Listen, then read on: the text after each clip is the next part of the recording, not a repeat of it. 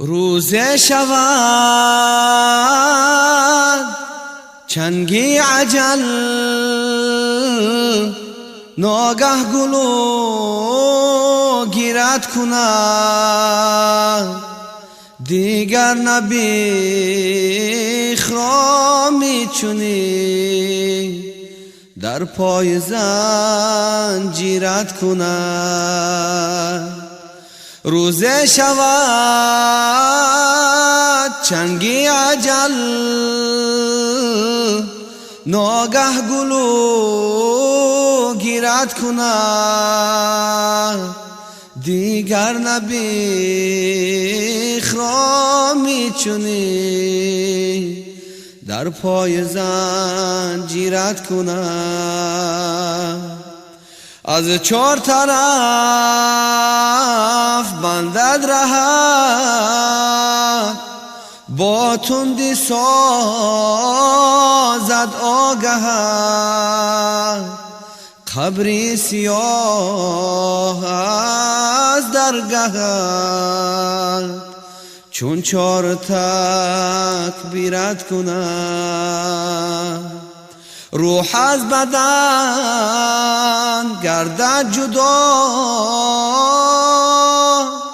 بین ما سفر آید ندا، دست کش دی دنیا ای گدا، آن کیست تدبیرت کند. عمر گذشت اندر گناه، هم نامعت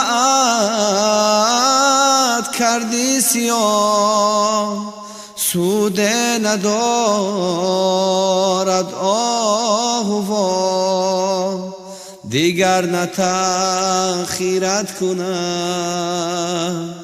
به دست امروز عودی تو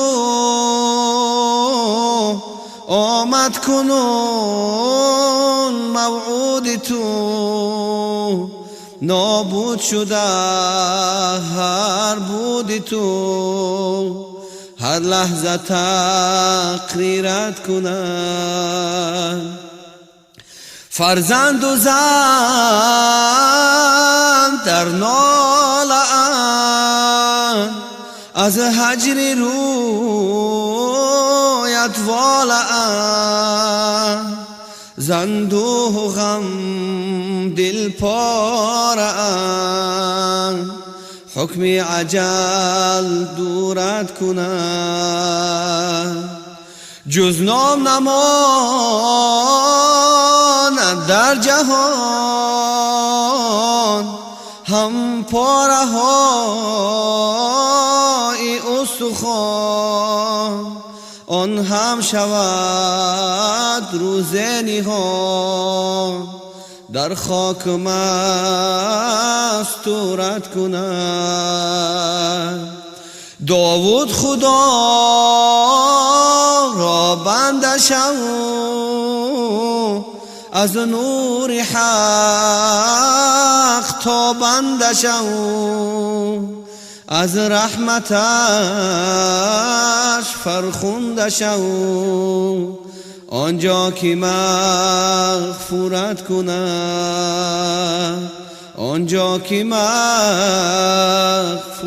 کند.